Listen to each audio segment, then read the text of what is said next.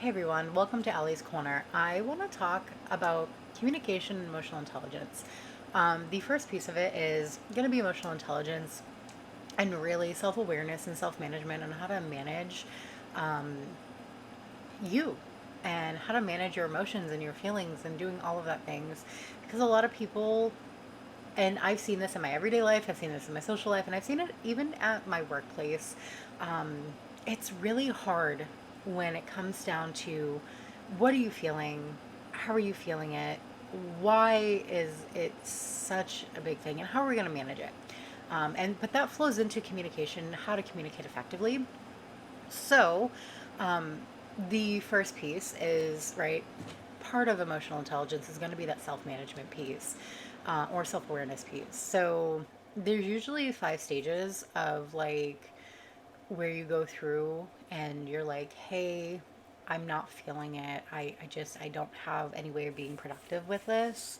Um, and your emotions are all over the place. And it's not for a reason that may be out of anything. It could be because of trauma responses. It could be due to the fact is you don't know how to emotionally regulate and things of that nature. People don't realize that they're in a state of dysregulation if they have not gone through years of therapy or gone through years of knowing how to self-soothe or self-regulate or go through those processes. And I think that's something that as a society we really need to talk about versus calling these people emotional or versus calling these people crazy or putting the labels on these things. We really need to go through, and it's an education piece. It's really making sure that these individuals get this information. I really want to start doing a series where we talk about things that I'm passionate about, that I in life I just want to help people in general, and I want to talk about it. People really need to start focusing inwards versus focusing on everything outwards. Start focusing internally first, because focusing on the internal will help everything on the outward side of things. So emotional intelligence, right? So self awareness. For one, when you start having an emotion, why are you having that emotion? Do you know what the emotion is? Do you know why that emotion came on? Do you know what caused it?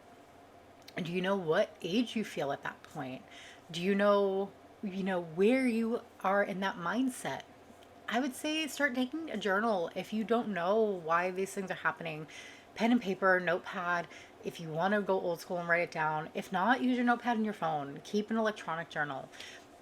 Do something that's going to help you learn your patterns because humans are pattern creatures, right? We create habits, we create patterns that are things that are done subconsciously. Feelings are one of them. Emotions are another one of them. They are in our amygdala.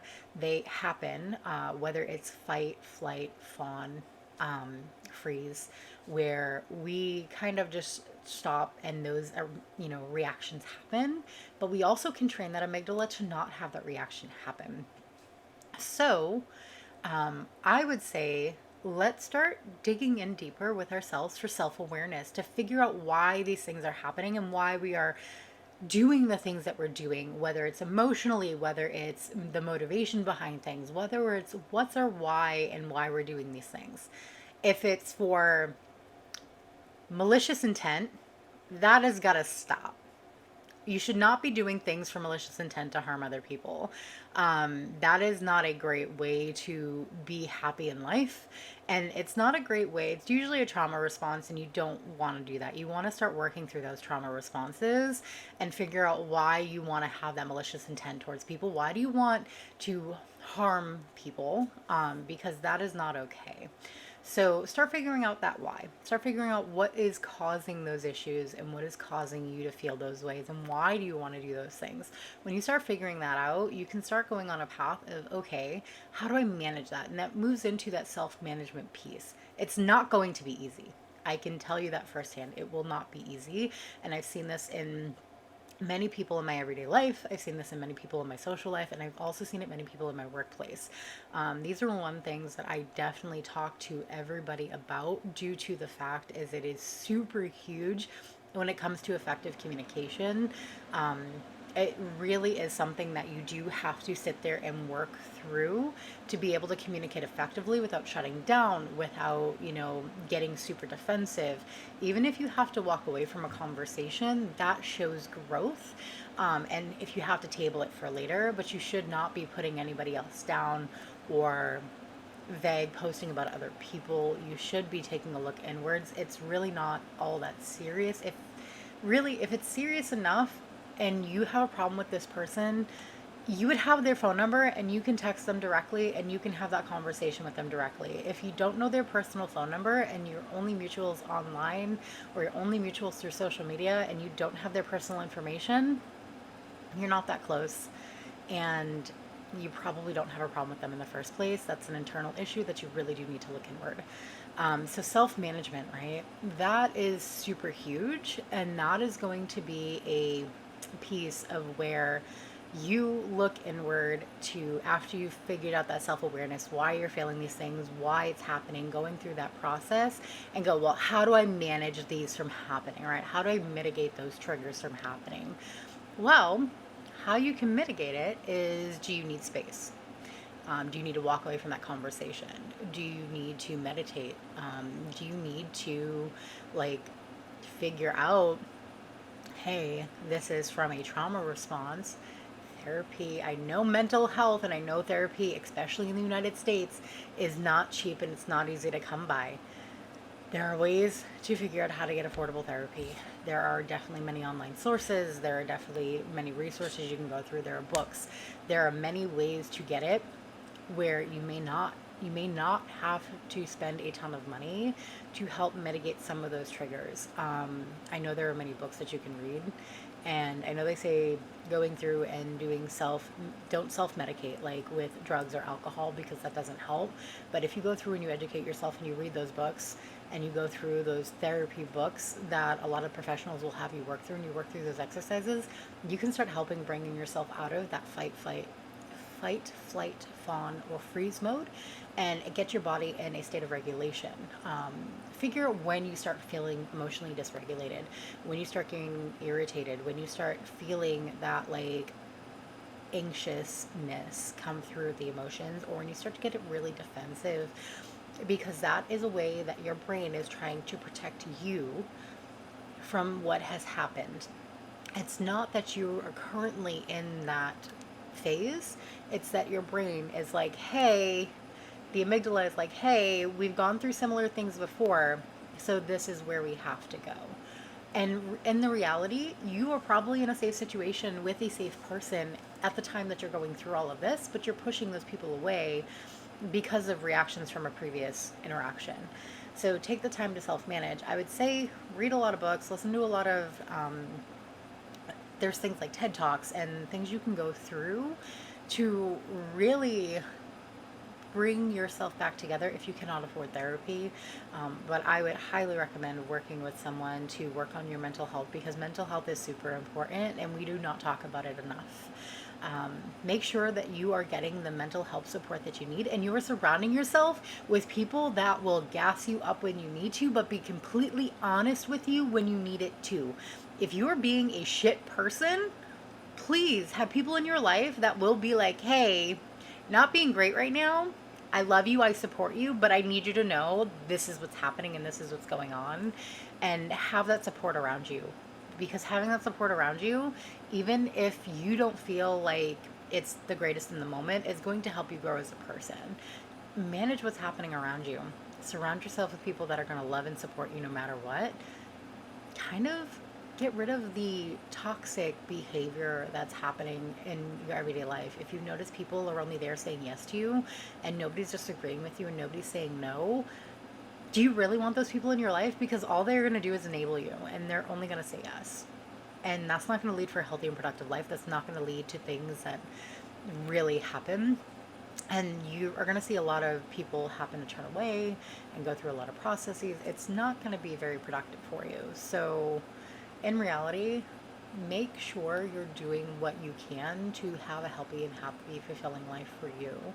Um, when managing yourself and managing everything that you need, make sure you put your needs first, right? So, hey, I need to walk away from this conversation when you're having it. And if that's part of your self management, can we, put a pin in this for now? Can we come back to this conversation when I'm a little bit in a better headspace? Can we come back to this conversation? I need some space right now. I need to take time. Um, or you can even say, hey, right now is not a great time for me emotionally. I'm emotionally dysregulated. I need to come back to it when I know I'm not going to have the reaction that I'm going to have. Calm down, come back to it. I've done this in my work life. I've done this in my everyday life. I've done this in my social life to where if I do not have the capacity to handle it at that time, I come back to it. Like it happens. Things are going to happen in life where you may need to table something and come back to it at a later time.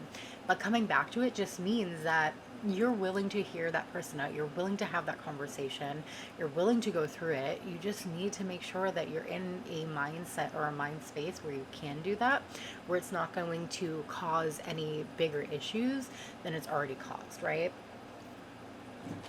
So, with that being said, if you're being super self-aware, super managing, then you get through what they call the breakthrough, right? So you get through where you have all this information, and then you can start moving on social awareness and social management, where you can start doing it in social situations. So, social awareness, can you read the room?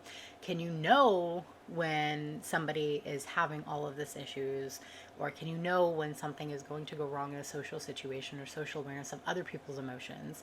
Because at that point, once you're self managing yourself, and you have the self awareness and you have the self management, now it's social awareness where you are socially reading other people's emotions and managing other people's emotions, to be kind of an effective. It's how it goes hand in hand, right? So you got to be careful with sometimes the words you speak, because words hurt worse than physicality. Words cut deeper, and people don't forget those words, which is why communication is so big. It's why people dwell on things that happened years ago. Um, I've been told many times, and this is just in my everyday life, if it's not going to matter in 5 minutes, let it go. If it's not going to matter in 5 weeks, you got to let it go. It's not going to matter in 5 months. If it's not going to matter in 5 years, you go with the five mentality of getting through it. Um, if it's not something that is super important, if it's something kind of not important to you, your life, your everyday life, and I'm talking everyday, um, who you are as a person every day, who you are in your everyday go through, like realistically, it shouldn't matter if somebody disagrees with you. If somebody disagrees with you, that's part of life, that's part of growth. And a lot of us have not had a lot of that interaction, and we get a lot of us get defensive, and a lot of us are like, well, you have to agree with me. No, you have to side with me. You don't want a yes man in your life. Believe me, you do not want a yes man in your life, because that leads to a lot of manipulation, and that leads to a lot of you getting hurt longer and having a lot of longer periods of trauma. You do not want that whatsoever. You want someone that can disagree with you and you can still be friends with, and you can have a difference of opinion, because you need those differences of opinion to be able to see the full sides of the story. That is a huge thing in journalism, right? So I'm a journalist outside of all of this. I've done journalism before. I've done music journalism, and I can tell you, when you do journalism, and whether it's writing a story about an accident or writing a story about a celebrity, right? You need to have all sides of the story. Whether you're interviewing that celebrity, or whether you're writing just a puff piece, or whether you're writing a story about something that happened, you need to make sure you know all sides of the story. So you want to get as many sources as possible. Um, Whether it's someone that doesn't like that particular celebrity, whether it's someone that doesn't see eye to eye with them, whether it's that celebrity themselves, whether it's somebody in their, immediate group, you have to see all sides of it. And I think the reality of the situation is a lot of us are trying to see it from one side and stick to our biases. We have cognitive bias. We have a lot of biases that happen, and people don't seem to understand that that is a huge thing.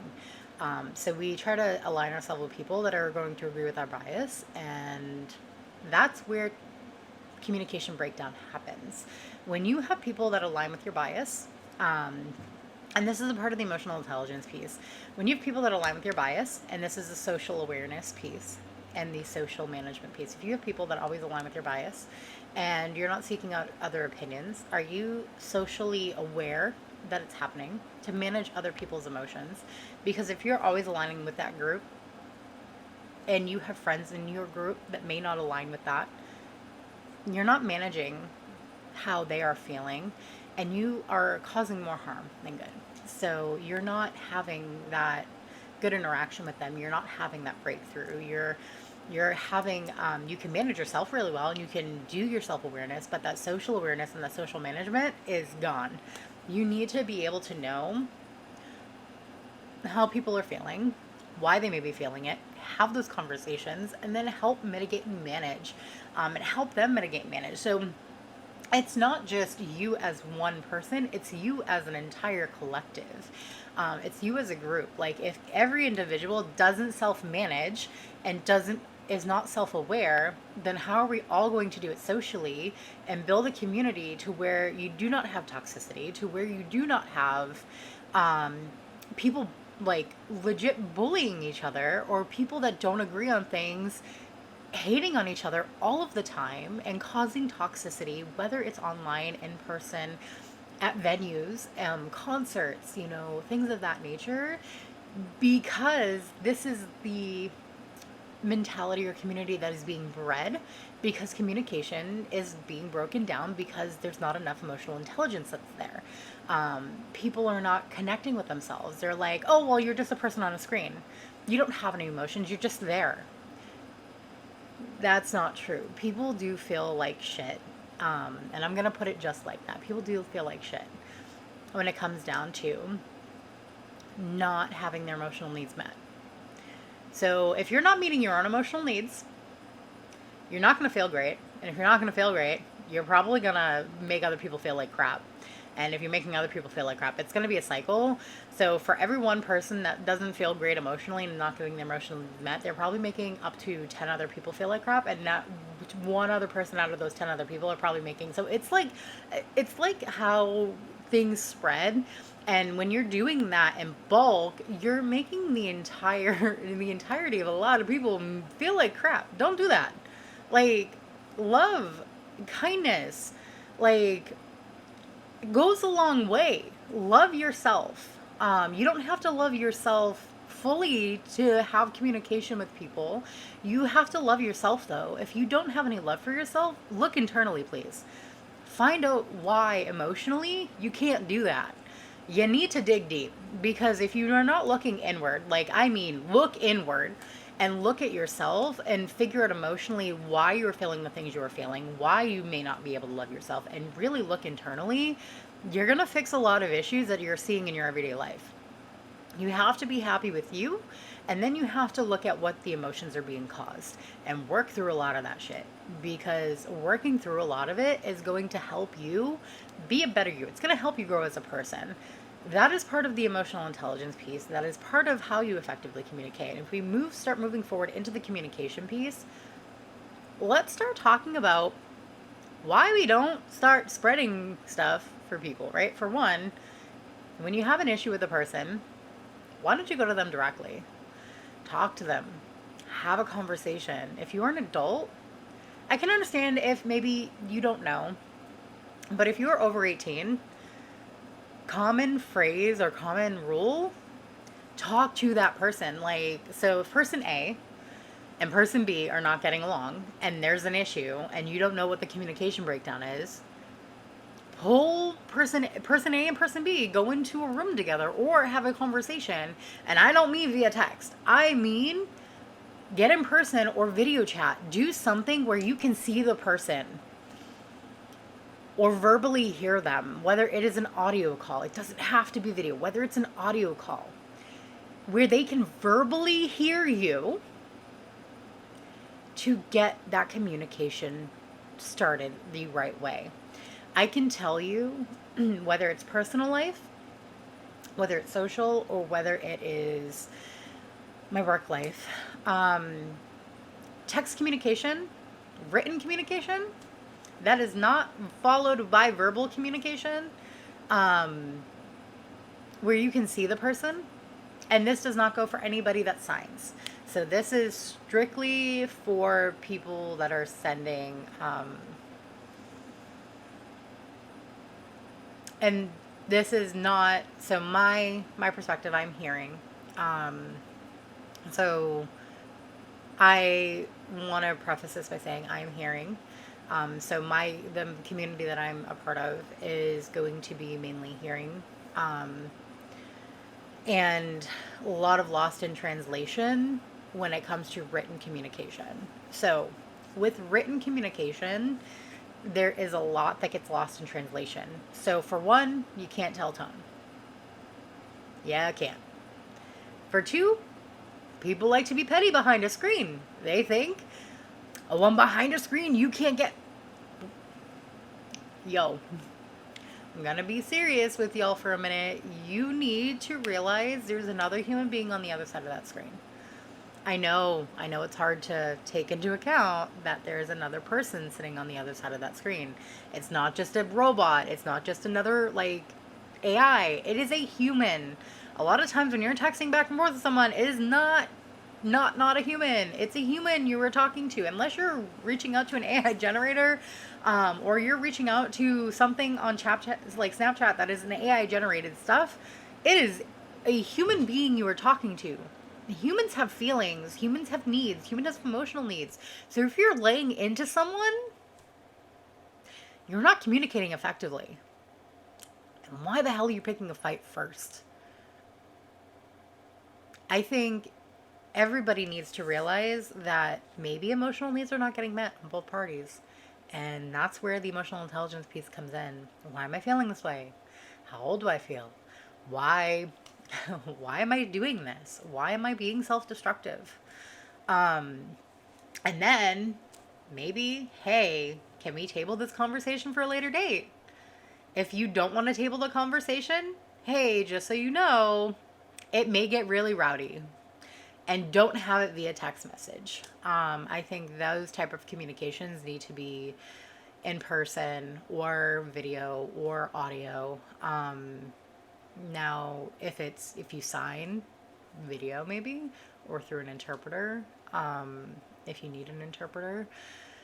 But realistically, like, don't don't argue via text message, and don't harass someone if they ignore you. Like if you text someone and they do not respond, they leave you on red, and then you wait a few days and you text them again and you blow up their phone 6, 7 times and they leave you on red again, they're ignoring you on purpose. It's purposely done because they are done. They do not want to talk to you in that moment. They need time. They need to process. They need to go through their things. They need space. They do not have to tell you they need space. If they are not responding back via text message or calling you, they do not want to communicate with you. Take the message, please, because that's part of emotional intelligence, knowing when you are not wanting to be communicated with. You push boundaries. So part of this is going to be boundaries, right?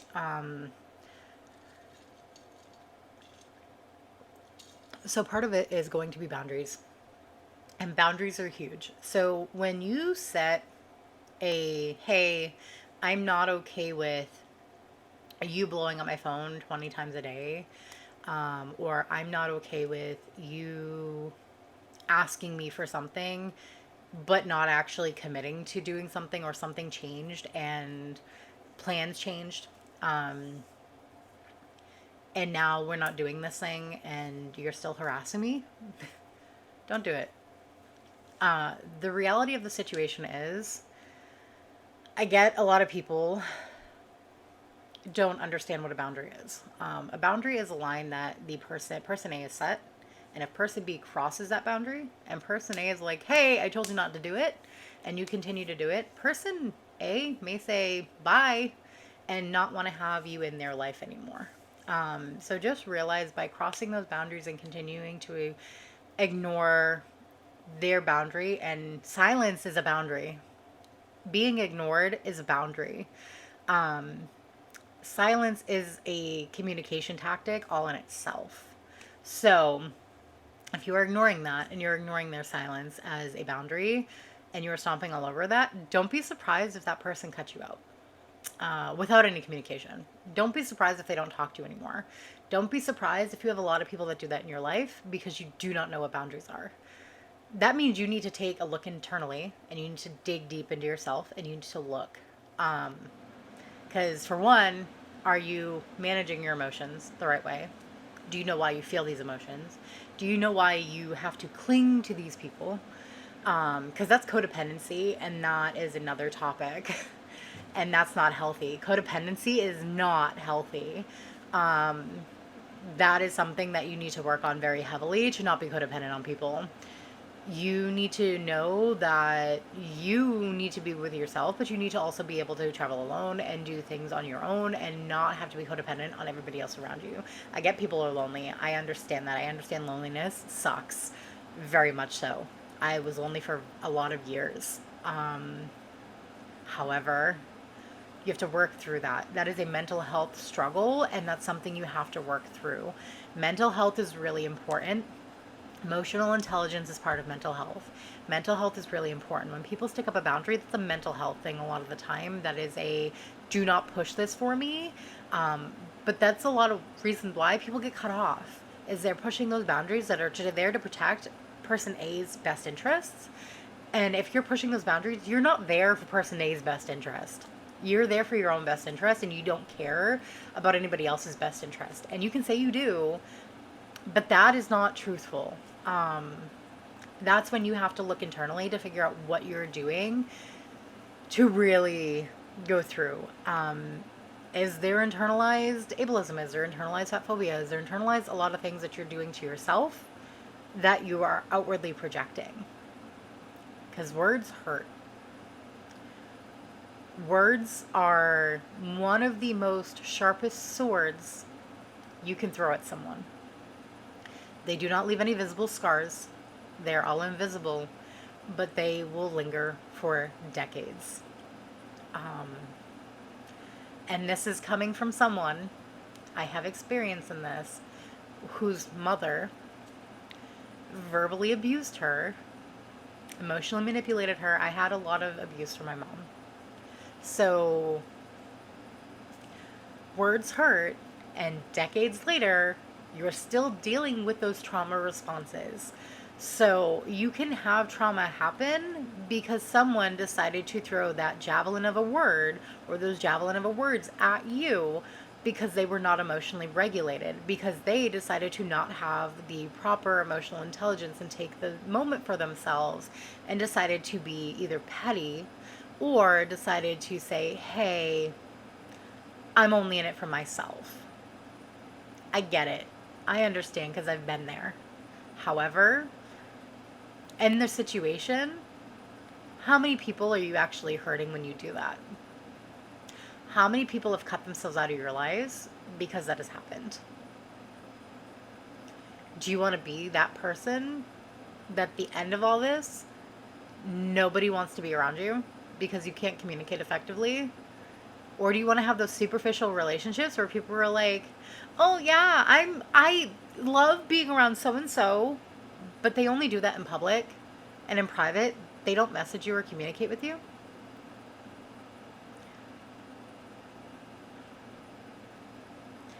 I would say think about it, and I would say also then think about internally why those things are happening.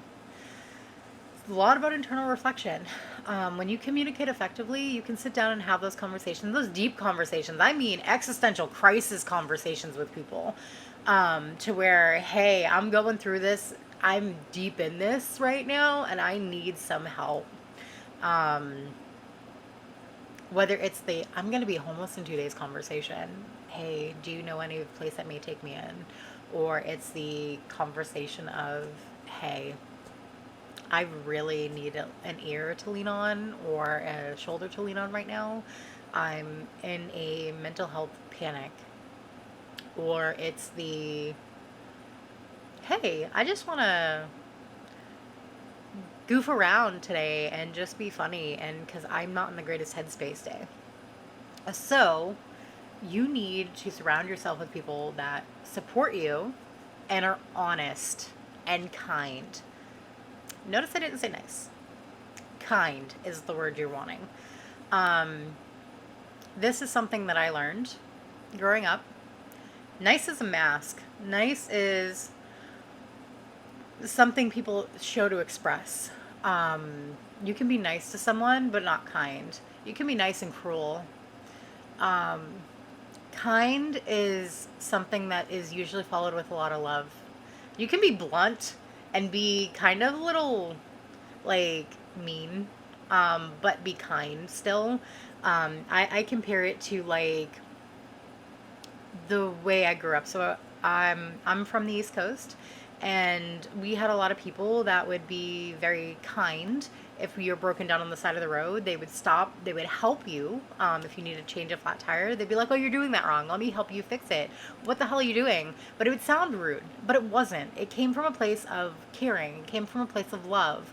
It came from a place of kindness. To where I live now, which is the Pacific Northwest, if someone sees you broken down on the overside of the road, oh, I'm so sorry that happened to you. It's a place of niceness, which is a fucking mask. Like, in reality, it's a mask. It is not, they don't care. There's no love and there's no kindness. They're in it for themselves. It's an individualistic society versus a community. So there's a communication breakdown when that happens, and people use the word nice when they actually mean kind.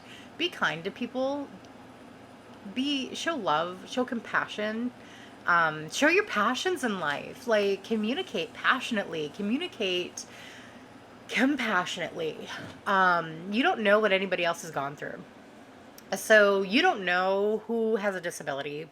You do not know who may have things like PTSD. You do not know who is not okay. We all mask really well and say, I'm okay, or we'll tell you we're okay, or we show we're okay, when mentally we are not okay because we are told that mental health is not okay to speak about, or it's not okay to show that we're not okay. We need to normalize a society. It's okay being not okay.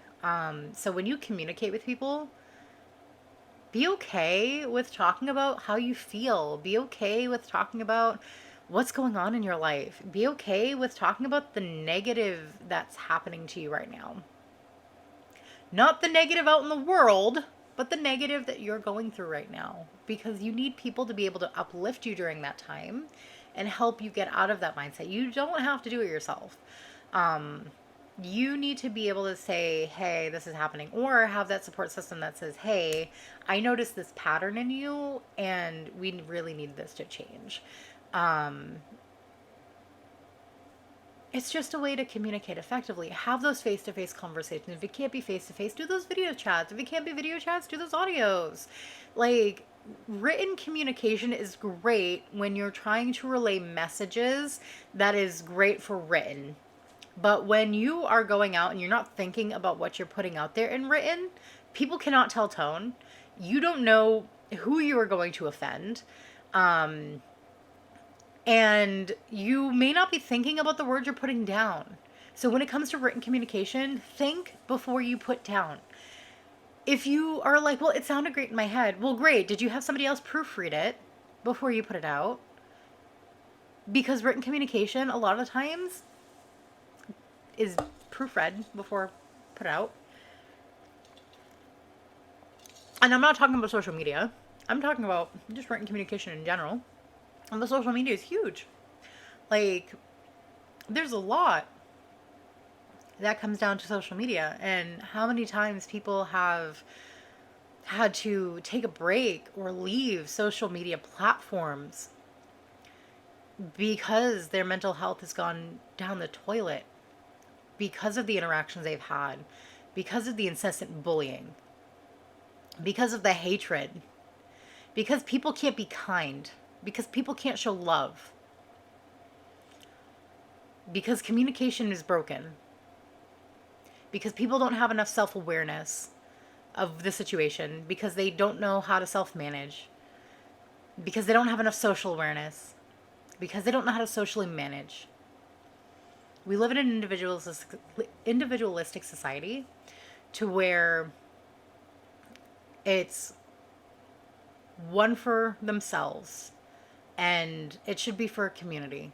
We should be looking out for each other, communication wise. We should be looking out for each other in other aspects as well. We should not be just asking, "How are you doing?" just to placate and get small talk going.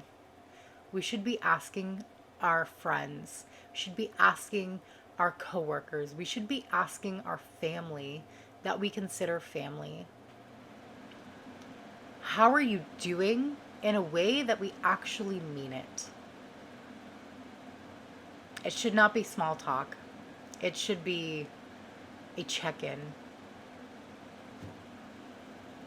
It should be ways to communicate where, hey, is there anything that I can do to help you through maybe this rough time? Is there anything that I can do to help with mitigating some of the maybe not so great times you're going through right now? Or is there a way that I can make you laugh? We do not look internally enough to realize that the people that we surround ourselves with may only be reflecting the negative aspects of ourselves. We, a lot of the times, don't look beyond those rose colored glasses that we tend to put on. We tend to blind ourselves to anything that we deem unnecessary, but yet again, we in turn may turn out to be those toxic people. When we are trying not to be those toxic people, if we have those communication breakdowns and we stop communicating with people, we're going to stop growing.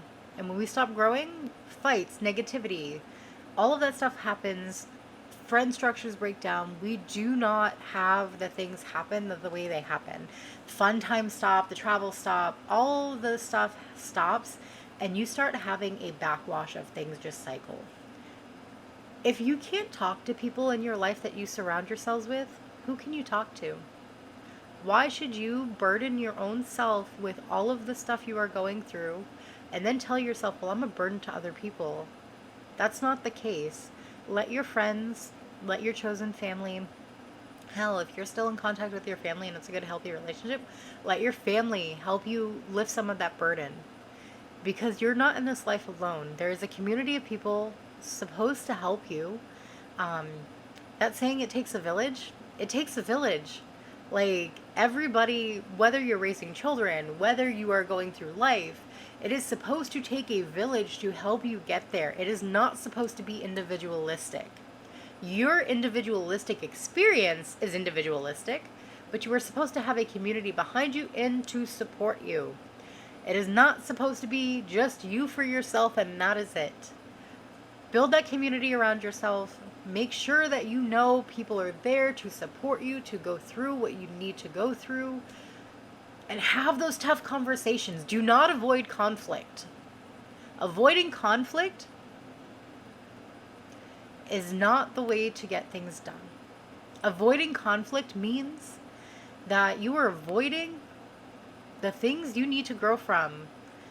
Feeling uncomfortable every day and things, or feeling uncomfortable to grow as a person, is okay. It's how you grow. You're not supposed to feel complacent in life. You're not supposed to feel like settled, right? You can feel settled in a home. You can feel settled in what you do. But to grow as a human being, and you're supposed to grow a lot. That's what people don't tell you. It's not about stagnation, it's about growth. And to grow, you have to be uncomfortable. Growth doesn't happen with stagnation, and growth doesn't happen with complacency. Only growth happens with being uncomfortable in those stages. And you do not stop growing. You do not stop learning. You do not stop growing. You do not stop communicating. And I think that's where a lot of people have found off, because we've listened to generations where they've gotten complacent and when they've stopped growing as humans and where they've kind of put themselves into a rut. Um, and they fight all the time. I watched it with my parents. I watched it with my grandparents. And I did not want to be like that. So, love with your whole heart, love with your body and soul, show kindness. When something doesn't feel right, talk about it. Don't hide it. Don't put it down. Start bringing light to situations that you feel need to have that light brought to. Start communicating and start allowing people to have a voice. When you start speaking about things and truthful things, you know that things are going to change. And change is good. Change is not always bad. Change needs to happen for people to grow. Being uncomfortable needs to happen for people to grow. And that is really where you need to learn. That's where that self-management and self-awareness and that social awareness and that social management come in, because when change happens, we know those tower moments are going to happen. Y'all know those. I'm a tarot reader outside of this too, so y'all know those tower moments that change is going to happen. That change is inevitable. Whether or not you decide during those changing periods when you communicate, if you are going to build that wall and try to stop that change from happening, or if you're going to go with the flow and go with the change. Don't be the brick wall. Let your walls down, let people in, start communicating effectively. When conflict arises, don't avoid it. Don't try to say, no, not going to happen. Start leaning into it. Don't fight the way that you think you need to. Start fighting effectively and start communicating effectively. Start knowing what people's communication style is. Do they need it blunt and honest? Do they need it? And I mean blunt. I'm a very blunt person. I tell it how it is and I tell it truthfully, and a lot of people do not like that. But I'm also kind about it. I'm not mean. Like, I care. I say it the way that I say it because I care. It's never malicious. Um, so make sure your intent's there and communicate the way that you communicate, right? So are you the ones that need more sugar with your communication? And you need more fluff? Are you the type of person that likes it blunt and honest? Are you the type of person that would like a little bit more of the flowery? What type of person communication wise are you? Do you know? Do you even know what type of person communication wise are you? Do you like it face to face? Do you like it video? Or do you prefer it written? What's your emotional style? Do you know that? Do you know where you sit on an emotional scale every day? Do you know what type of emotions you go through every day? I would say keep a journal, whether it's electronic or you handwrite it down. Start tracking those patterns. Start having that, because that's going to be the best. Well, this is all I have for this time. How to communicate, is to communicate effectively with that emotional intelligence, but really have those face to face, like have those conversations instead of blasting. So, this is the other piece of it, right? Before we actually end it, this is the other piece. Instead of blasting someone, whether it's online, social media, or in person, and you start rumors about them, talk to them. Have that one on one conversation with them before you start, whether it's vague posting on social media or starting vague rumors about them in person.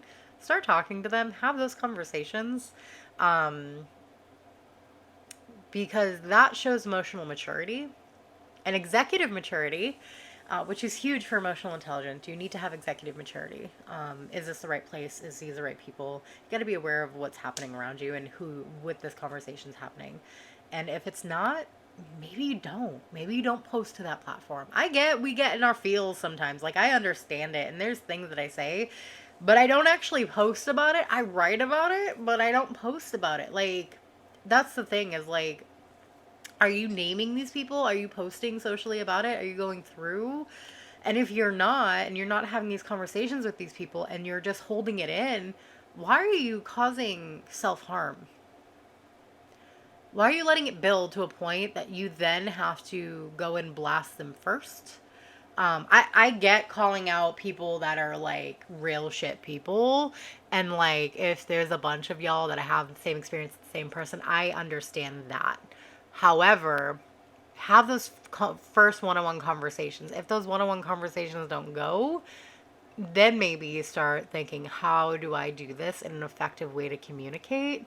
But don't start vague posting first, because that's not effective communication and that's petty. Don't start doing petty stuff first, because that's not emotionally mature. Um, that starts a place of immaturity. So I would say start with doing things that are going to showcase your emotional maturity first. Um, it's time to be a little uncomfortable, to grow and do things that do not make you comfortable. I know social anxiety is a thing. I get it. And talking to people may not be comfortable. And you may have to work through a lot of anxiety, but it'll be worth it in the end. I've had to learn that over the last few decades. Um, Communication is super important to have effective relationships with friends, with family, with partners, even in work. It's super important. If you can't communicate effectively and you're just like, nah, F the world type mentality, you're not going to get very far, because that's going to come back to bite you hard. And then you're going to see all these people start leaving. And I think that's the reality. A lot of people don't realize is the reality. Um, you gotta take it for what it's worth, and that emotional maturity, and the self awareness, and the self management, and then the social awareness and the social management is really what's gonna put you above the rest. While you're going through this, if we can get a lot of people to really realize internally what's happening with them, we can get a lot of people to realize that this is what's really going on. It's going to take a lot of inward looking for effective communication to happen, and for effective communication to happen. But people have got to look inward first. You can't look at other people first. You got to look inward. And once you look inward, then you can see all the reality of the situation. So I would say look inward first. Go through and look at what you're doing. Look at the situations. And don't let those biases like stop you from doing the things that you are wanting to do. Look for like differing opinions, because those opinions are going to really help. Like realistically, those opinions are going to help so much, and it can shape different opinions that you may have growing as a human being, and your opinions may change, and that's okay. Change is not bad. Change is actually pretty good. It's scary, but it's really good. So I want to thank you for listening and watching Allie's Corner. I'm going to try to do these maybe once a week or once every other week, depending on my schedule. But yeah, we'll have different topics, from things like writing and poetry and maybe some fandom stuff, because I am into uh, Marvel and Stranger Things and other fandoms as well.